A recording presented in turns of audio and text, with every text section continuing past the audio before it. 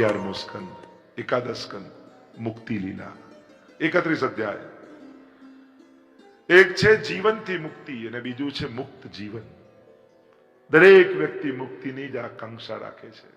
દરેકને મેળવેલામાંથી છૂટવું છે, મુક્તિ જોઈએ છે. આ સહજ સ્વભાવ છે. નાના છોકરાને પૂછો સ્કૂલમાં તને કયો ટાઈમ ગમે? પીટી નો પીરિયડ ગમે, ડ્રોઈંગ નો ગમે, મેથ્સ નો ગમે, સાયન્સ? છૂટવાનો બેલ વાગે ને એ જ ગમે મને. મુક્તિ સ્વભાવ છે, બધાને છૂટવું ગમે છે. અહીંયા સુંદર કથાઓના વર્ણન આવ્યા. યજ્ઞ ચાલતો હતો, સત્તા આવી, યુવાની આવી, મદ આવી ગયો. યાદવો ઉચ્છંકલ થઈ ગયા. યજ્ઞ ચાલતો હતો તો ઋષિની પરીક્ષા કરવા માટે ગયા યુવાનો. એક સાંબ નામના યાદવને ગર્ભવતી સ્ત્રીનો વેશ ધરાવ્યો અને વેશ ધરાવી લઈ ગયા મહાત્મા પાસે ને કહેવા લાગે, મહારાજ આપ તો ત્રિકાળ જ્ઞાની છો, આ સ્ત્રીને બાળક થવાનું છે, તો આપ કહો ને દીકરો થશે કે દીકરી? ઋષિ જાણી ગયા મારું અપમાન ને પરીક્ષા કરવા માટે આવો ખેલ કર્યો છે. ત્યારે શ્રાપ આપતા એમણે કહ્યું, ન દીકરો ન દીકરી, આમાંથી મૂષળ નીકળશે અને સમસ્ત યાદવ કુળનો સંહાર થઈ જશે. અને જયારે આમ કહ્યું તો ડરી ગયા યુવાનો. દોડતા દોડતા આવ્યા ઉગ્રસેન પાસે. એમને પૂછ્યું, આવો શ્રાપ ઋષિ આપે, શું કરીએ? અને વસ્ત્રો જ્યાં કાઢ્યા તો મૂષળ નીકળ્યું. આનું કરીએ શું? અને ઉગ્રસેને કહ્યું, આને ઘસો, આનો ભૂક્કો નીકળે, દરિયામાં નાખી દો. ભૂક્કો કર્યો, દરિયામાં નાખ્યો, ટુકડો બચ્યો, એ પણ નાખી દીધો. એક માછલી ગળી ગઈ. જરા નામના પારધી પાસે માછલી આવી, જ્યાં માછલી કાપી એમાંથી એ ટુકડો નીકળ્યો ને એમાંથી એ બાણ બનાવ્યું. અને જે ભૂક્કો હતો એ કિનારે આવ્યો ને એમાંથી મૂષળ ભાલા જેવું ઘાસ ઉગ્યું. અહીંયા નારદજી વસુદેવજીને મળવા આવ્યા છે. ભાગવત ધર્મનો ઉપદેશ આપ્યો છે. સુંદર લીલાઓના વર્ણન આવ્યા છે. સત્સંગ કરતા નિમિ રાજાના યજ્ઞની કથા આવી. નિમિ રાજા યજ્ઞ કરી રહ્યા હતા અને એટલામાં નવ યોગેશ્વરો આવ્યા, જે ઋષભદેવજીના પુત્રો હતા. કવિ, હંત, હરિ, અંતરિક્ષ, પ્રબુદ્ધ, પીપલાય, નાવિરોત્ર, ધ્રુમિલ, ચમસ, કરભાજન આદિ નવ યોગેશ્વરો છે. નિમિ રાજાના યજ્ઞમાં પ્રવેશ કરે છે અને આપણા શુભ પ્રસંગે કોઈ મહાત્મા આશીર્વાદ આપવા આવે ને તો માનવું ઠાકોરજીએ આશીર્વાદ મોકલ્યા છે.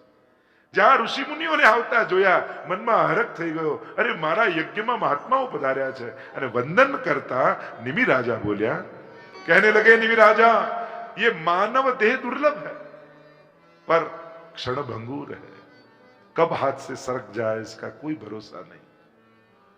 છે એમ કે હમણાં જ હતા, કાલે જ મળ્યા હતા, સવારે જ ફોન આવ્યો હતો અને વ્યક્તિ નીકળી જાય, જતો રહે, ખબર ન પડે. અને એટલા માટે મૃત્યુ ક્યારે કોની સામે આવીને ઉભું રહે કોને ખબર. દુર્લભ આ માનવ દેહ મળ્યો છે, કારણ કે એક માનવ દેહ એવો છે જેમાંથી જન્મ જન્માંતરમાંથી મુક્તિ મેળવી શકાય છે.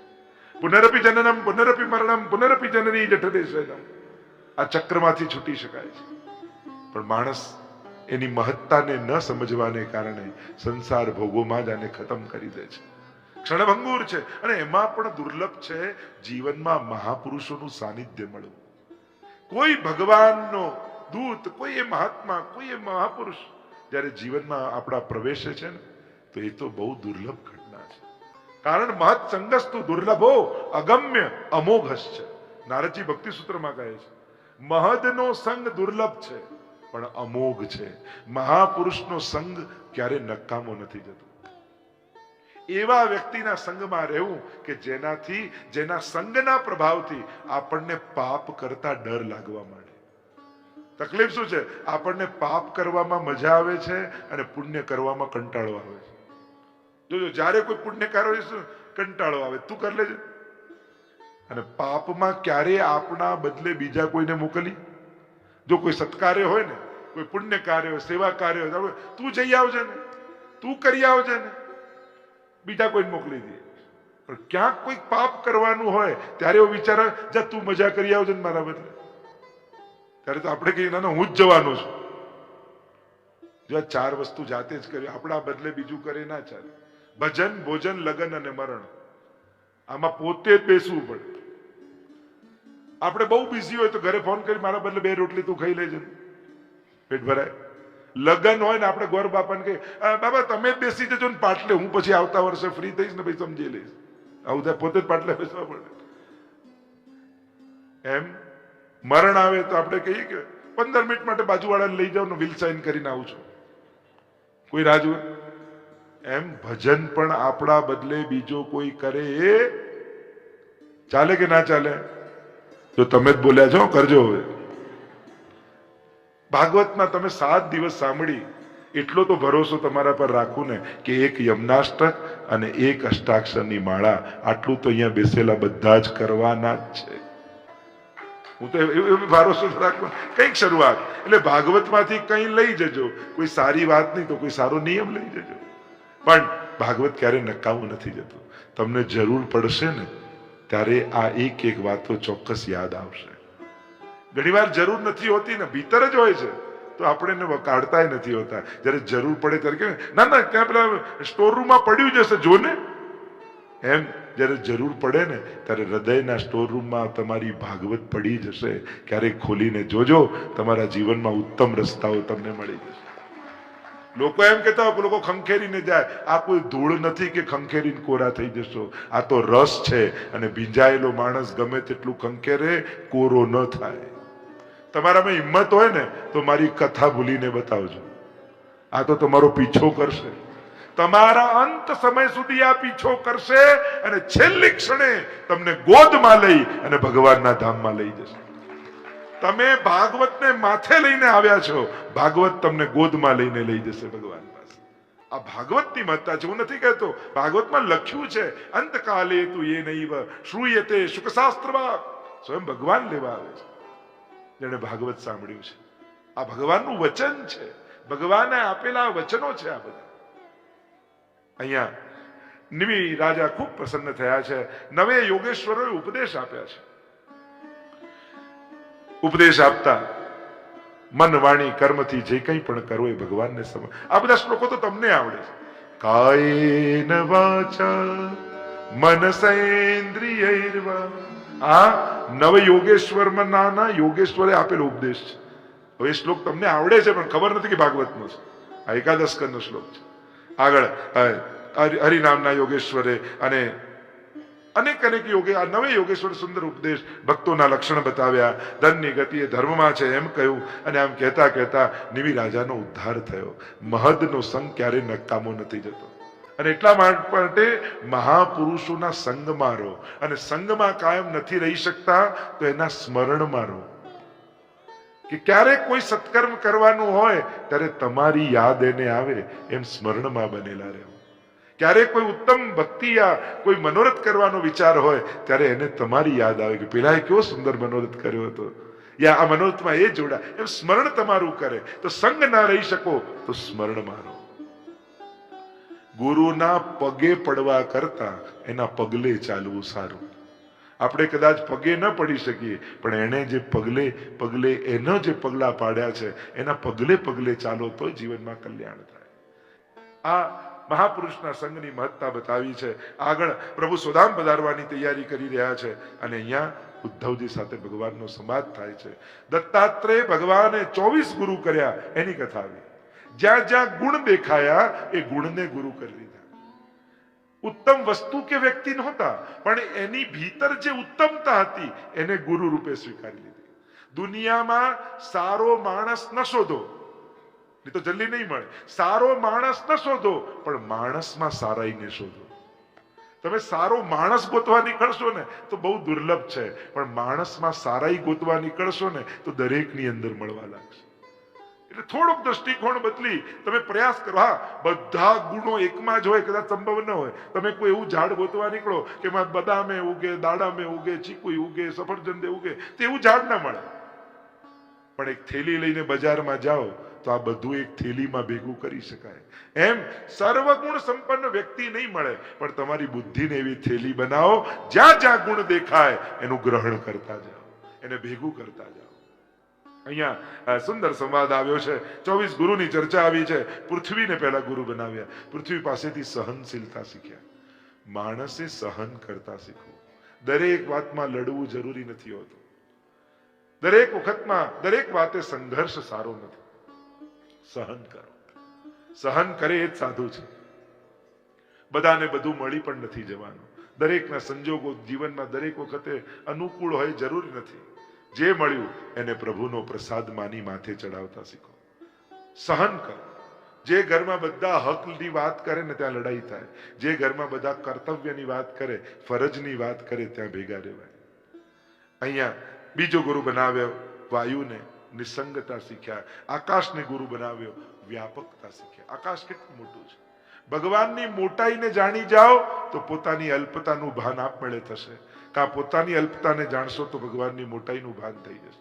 આકાશ કેટલું વ્યાપક છે, બધાને સમાય છે, એમ બધાને સ્વીકારતા શીખો. ચોથું કહ્યું અગ્નિને ગુરુ બનાવ્યા, જળને ગુરુ. જળ વહેતું રહે, વહેતું રહે, અને વહેતું રહે તો સ્વચ્છ રહે. રોકાઈ જાય તો ગંદાવા લાગે. માણસનું મન પણ જળ જેવું છે. ક્યાં કોઈ એક ઘટનામાં, કોઈ એક વાતમાં, કોઈ એક વ્યક્તિમાં અટકી ગયા તો જીવન ગંધાઈ જશે, રોકાઈ જશે. જીવન વહેતું રહેવું જોઈએ. સતત વહેતું રહે વિચારો તો જ સ્વચ્છ રહે, તો જ પવિત્ર રહેવાય, તો જ આનંદમાં રહેવાય. તો ઘણી વાર લોકો થોડીક મોટી ઉંમર થાય ને એટલે ઘરમાં વાત કરતા કે અમારા સમયમાં તો આવું તો ક્યારે બોલવું જ નહીં. નહીં તો દીકરાઓને એમ થાય કે આમનો સમય પતી ગયો. કેમ આ સમય તમારો નથી? આ બોલીને તમે એમ કરો છો કે અમારું બધો ટાઈમ પૂરો થઈ ગયો. શું કરવા? ગળપણ એટલે કોઈ મૃત્યુની રાહ જોવાનો સમય નહીં. જીવનમાં જે કરવાની ઈચ્છા હતી એ હવે પોતાનો આત્મકલ્યાણ માટે જીવવાનો સમય. સંસારને સાચવવામાં ક્યારે પોતાના આત્માના કલ્યાણનું વિચારી જ ન શક્યો. હવે મારે મારા માટે જીવવું છે, મારા આત્માના કલ્યાણ માટે જીવવું છે, અને એમ કરી સ્વયંનું કલ્યાણ સાધવાનો પ્રયાસ કરો. પણ ઘણા લોકો, ઘણાને એવું કે જૂનું એ જ સારું, ઘણાને એમ થાય કે નવું એ જ સારું. ના, જૂનામાંથી પ્રેરણા લો, નવાનો સ્વીકાર કરો. તમે બહુ જૂની જૂની વાતો કરશો ને તો બાળકોને તમારા ભેગા બેસવું નહીં ગમે. તમે બહુ ઉપદેશ આપ્યા કરશો ને તોય બાળકો નજીક કે હમણાં જઈશું તો હમણાં કથા ચાલુ કરશે બાપુ. એ લોકોને બેસવું ના ગમે. દરેક વખતે ઉપદેશ સાંભળવા કોઈ ન ગમે. એને તો આનંદ કરવો છે, એને આજની વાત કરવાની, અત્યારની વાત કરો અને ચર્ચા કરો. તમે કોમન એક એવું પ્લેટફોર્મ તૈયાર કરો કે તમારા પૌત્રાને પણ તમારી જોડે બેસવું ગમે.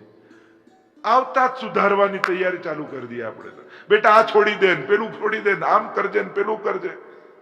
તો મૂળ વાત થોડુંક પાયામાં એને આત્મીયતા કેળવો ને પછી ધીમે રહીને એને પ્રેરણા આપો કે બેટા જો મારા જીવનમાં ઘણા સુખ દુઃખ બધું આવ્યું, પણ ઠાકોરજીને ક્યારેય છોડ્યા નહીં મેં, ને ઠાકોરજીને નહીં છોડ્યા ને તો ઠાકોરજી બધેથી મને પાર કરી દીધો. બેટા તું બધી મજા કર, આનંદ કર, પણ આપણા ઘરે ઠાકોરજી બિરાજે છે, એને ક્યારેય છોડતો નહીં. હું જતી રહું કે જતો રહું ને તો એ ઠાકોરજીને ઘરેથી જવા ન દેતો, કારણ કે ઘરમાં જો એ રહેશે ને તો તારા ઘરમાં સદાય સુખ બનેલું રહેશે. એમ કરીને પોતાના જીવનના જયારે પ્રસંગો કહેશો ને તો એને મનમાં બેસશે કે ના, ઠાકોરજી નહીં કાઢવાના, ઠાકોરજી નહીં જવા દે. આવો ભાવ એને આવશે. ઉપદેશક બનવા કરતા પ્રેરક બનો. કેવલ ઉપદેશ નહીં પણ પોતે પ્રેરણા આપો એને.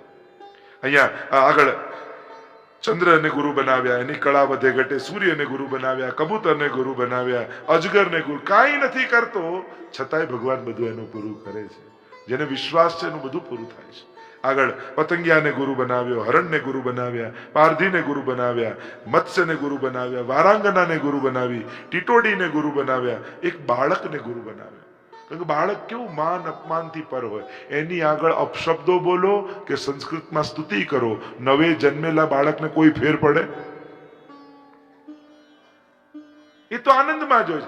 આપણે નાના હતા ત્યારે હંમેશા મજામાં, થોડી જ ટાઈમમાં રડવાનું કે દુઃખી થવાનું, બાકી 24 કલાક મજા જ હોય. અને જ્યારે મોટા થયા ત્યારે 24 કલાક દુઃખી જ. હવે તો આનંદ માટે પણ ઇવેન્ટ કરવા પડે. એમને આનંદે ના આવે, કંઈક ઇવેન્ટ કરો તો જ ખુશી આવે. તો આપણું સુખ પણ જો ઇવેન્ટને પરાધીન થઈ જાય તો પછી વર્ષમાં કેટલા દિવસ સુખી રહી શકીશું? કેરી હોય ને એ નાની હોય ત્યારે ખાટી હોય, જેમ જેમ મોટી થતી જાય એમ ગળી મીઠી થઈ જાય. માણસમાં સાવ ઊંધું હોય. ઘણી વાર નાનો હોય ત્યારે એટલો મીઠડો હોય, અને જેમ જેમ મોટો થાય અને ઘણાને તો એવી ખટાશ પકડાય, બહુ ખાટી કેરી તો આમ દૂરથી ખબર પડી જાય કે બહુ ખાટી લાગે, એમ ઘણા એવા ખાટા થઈ જાય છે. તો જીવનમાં આનંદ બન્યો. ભાગવત ભળ્યું છે, મધુરતા ભળવી જોઈએ. આગળ બાળકને ગુરુ બનાવ્યા, કુમારિકાને ગુરુ બનાવ્યા. એ કુમારિકા હતી, એને જોવા માટે છોકરાવાળા આવ્યા અને એના માટે ભોજનની તૈયારી કરવી હતી. તો ઘરમાં અનાજ હતું ને એટલે અંદર ખાંડવા લાગી અનાજને. તો ખમ ખમ ખમ ખમ ખમ બંગડીઓનો અવાજ આવે. પેલીને થયું કે આ બંગડીના અવાજ બહાર જશે તો આ છોકરાવાળાને એવું લાગશે આના ઘરમાં અનાજે નથી. એટલે એને બધી બંગડીઓ કાઢીને બંને હાથમાં એક એક બંગડી રહેવા દે અને હવે ખાંડે તો અવાજ આવતો બંધ થઈ ગયો. નાનપણમાં આપણને ગણિતમાં શીખવાડતા ને, એક કડે એક ને બગડે બે ભેગા થાય એટલે બગડવાનું શરૂ થઈ જાય. હવે આને શીખવાડી દઉં, ભણાવી દઉં, સુધારી દઉં, સમજાવી દઉં ને પછી બધા પ્રયાસો શરૂ થાય, પછી બધા સંઘર્ષો શરૂ થાય. અને એટલા માટે કહું, એકલતામાં આનંદ છે. માણસ સ્વયંને સુધારી લે ને એ પણ ઘણું છે. કારણ કે બીજાને સુધારવાના સંઘર્ષમાં એને સ્વીકારવાનું ભૂલી જઈએ છીએ. કારણ કે જેને સુધારવાની મહેનત કરો છો, સૌથી પહેલા એના સ્વીકાર્યો છે, સ્વીકારશો પછી સુધારવાની શરૂઆત. આગળ સર્પ પાસેથી શીખ્યા નિસંગતા. સર્પને તમે જોયો છે કેવો આમ ચાલતો હોય ત્યારે વાંકો ચૂકો આમ ચાલે સાપ. પણ એ જ સાપ જયારે પોતાના દરમાં જતો હોય, પોતાના બિલમાં, કેવો સીધો થઈને જાય. સમજી ગયા કે સમજાવું? બહાર ગમે તેટલા વાંકા ચૂકા ચાલો, ઘરે જાઓ ત્યારે સીધા થઈને જાઓ.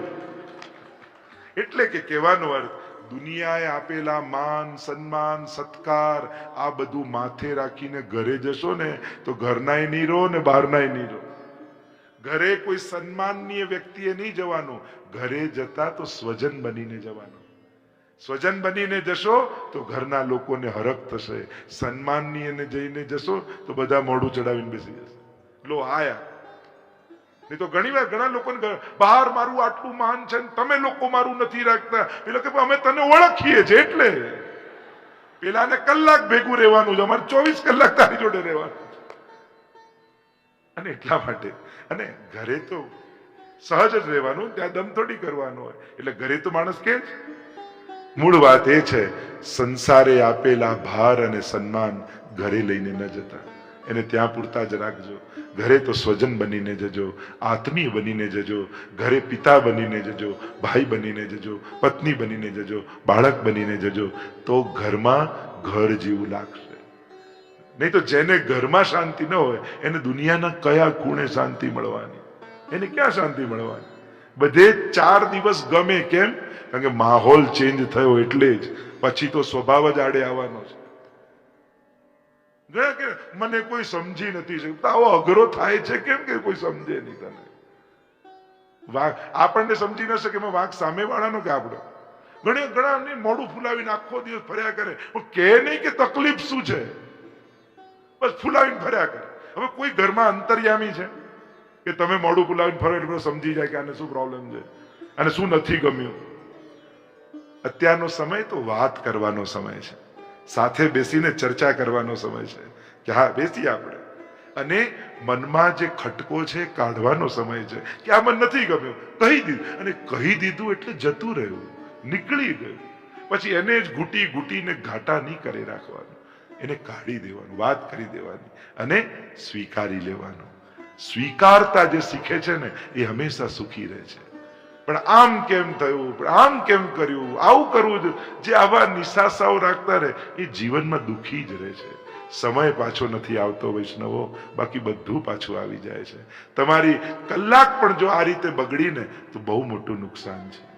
અહીંયા અનેક પ્રકારથી આગળ કરોળિયાને ગુરુ બનાવ્યો. જાળ ફેલાવતા આવડે છે, સમેટતા આવડે છે. આગળ કીટ ભ્રમરને આવે, કીટ ભ્રમરનું ચિંતન કરતા કરતા ભ્રમર બની જાય છે. ભાગવત ધર્મનો ઉપદેશ ભગવાને આપ્યો છે, ભાગવતનું નિરૂપણ કર્યું છે. ભગવાને પોતાનું તેજ ભાગવતમાં સમાહિત કરી દીધું અને પ્રભુ સ્વધામ પધાર્યા. ઉદ્ધવજી પ્રયાણ કર્યું છે. યદુકુળનો સંહાર થયો છે. એકાદશ સ્કંદને વિરામ આપીએ. બોલો ગોવર્ધન નાથ કી જય, ભાગવત ભગવાન કી જય. 12મો સ્કંદ. શ્રીનાથજી બાબાનો ઊંચો ઉઠેલો હાથ, આશ્રય લીલા. 5 આંગળીઓ છે ઊંચા હાથમાં, એટલે 5 આશ્રય જીવે કરવાના. કૃષ્ણાશ્રય, નામાશ્રય, ભક્તાશ્રય, ગુરુ આશ્રય અને ભાગવત આશ્રય. કલયુગના રાજવંશોનું વર્ણન આવ્યું. કલયુગમાં કેવો સમય આવશે, એનું વર્ણન કર્યું છે. કલ્પના એ ન કરી શકાય. અત્યારે તો કલયુગનું પ્રથમ ચરણ ચાલે છે, તોય માણસ થાકી જાય ને કે આ કલયુગમાં તો કેમ કરું. તો વિચાર કરો, ચોથું ચરણ આવે ત્યારે શું થશે. અનેક પ્રકારના કલયુગના રાજવંશોના વર્ણન આવ્યા. પ્રભુનું નામ જ એકમાત્ર ઉપાય રહી જશે. પ્રભુના સેવા અને સ્મરણ જ એકમાત્ર ઉપાય રહી જશે. આ કલયુગમાં બચાવનારો કોઈ હોય તો એ કૃષ્ણ છે. એ જ એકમાત્ર આપણો રક્ષક છે. ભગવદ નામ જ આપણું આશ્રય છે. 4 પ્રકારના પ્રલયની ચર્ચા આવી. સુખદેવજી કહેવા લાગ્યા, મહારાજ 7 દિવસ પૂરા થવા આવ્યા છે. કોઈ પણ ઘડીએ તક્ષક આવતો હશે, તમને દંશ દેશે, તમારું મૃત્યુ થઈ જશે. હજી કઈ પૂછવું છે? હજી કઈ સાંભળવું છે? 2 હાથ જોડીને ગદગદિત થયેલા પરીક્ષિત મહારાજ ભીજાયેલા નેત્રોથી કહેવા લાગ્યા, કોણ મરશે ગુરુદેવ? હું તો અજન્મા છું, હું તો અમર છું. મૃત્યુ તો એનું થવાનું જેનો જન્મ થયો છે. અને હવે સાચું પૂછો તો હું પ્રતીક્ષા કરી રહ્યો છું કે આ ઘડો તૂટી જાય, ઘટ તૂટે અને ઘટાકાશ પટાકાશમાં લય થઈ જાય. પક્ષી મોટું થઈ ગયું ને હવે પિંજરું નાનું પડે છે ગુરુદેવ. હવે તો પાંખો ફેલાવી મુક્ત ગગનમાં ઉડવા માંગુ છું. કોઈ ભય નથી, ચારે બાજુ નિર્ભયતા છે, કારણ કે ભગવાન મારી સાથે છે. ભગવત પ્રેમ પ્રગટ થયો છે. ક્ષણે ક્ષણ પ્રભુની કૃપાનો અનુભવ થઈ રહ્યો છે. મનમાં કોઈ સંશય નથી. ભાગવતના 5 ફળોનો અનુભવ પરીક્ષિત કરી રહ્યા છે. સુખદેવજી કહેવા લાગ્યા, જ્યાં સુધી હું અહીંયા છું, મૃત્યુની પણ તાકાત નથી કે તારો સ્પર્શ કરી શકે. પણ ભગવાનની આ જ ઈચ્છા છે. ઉભા થયા સુખદેવજી, સાષ્ટાંગ દંડવત પરીક્ષિત મહારાજે કર્યા. સિદ્ધોસ્મિ અનુગ્રહિતોસ્મિ. આપની કૃપાથી સિદ્ધ થયો છું, અનુગ્રહિત થયો છું, ભયમુક્ત થયો છું. ભાગવત રોમ રોમમાં વ્યાપ્યું છે. દૂર ઉભેલા પરમાત્મા મારો આહ્વાન કરી રહ્યા છે. ભગવાન મનને બાહુને ફેલાવી મને બોલાવી રહ્યા છે, આવ પરીક્ષિત આવ. અનંત જન્મોનો અંતરાય થયો છે. આ જન્મમાં અવસર મળ્યો છે.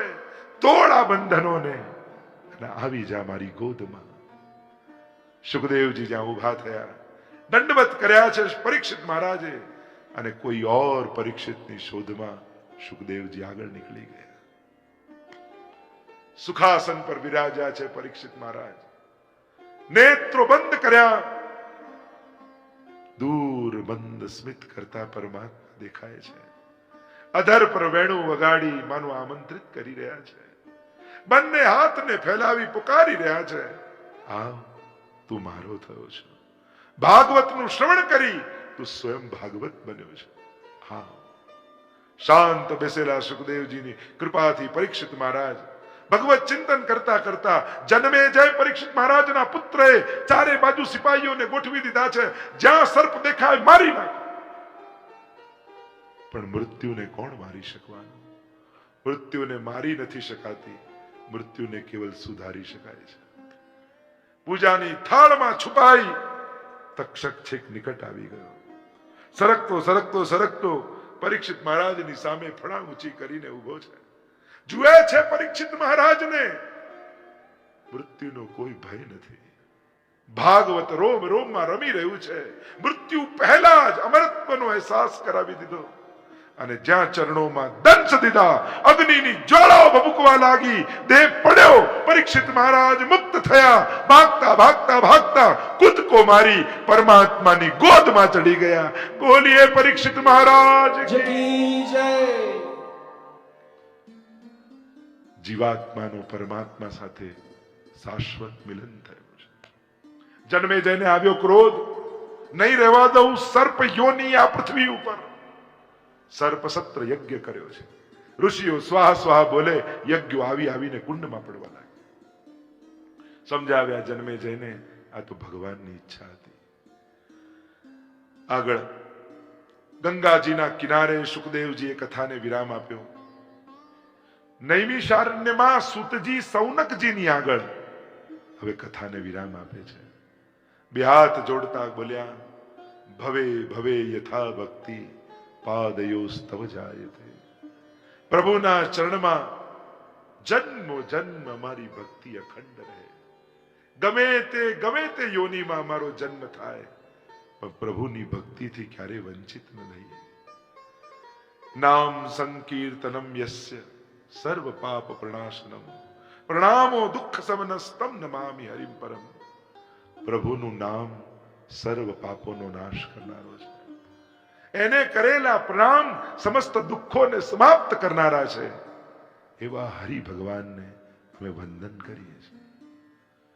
ગંગાજીના કિનારે સુખદેવજીએ કથાને વિરામ આપ્યો. નૈમિષારણ્યમાં સૂતજીએ કથાને વિરામ આપ્યો. અને નૈરોબીમાં હવે હું કથાને વિરામ આપવા જઈ રહ્યો છું.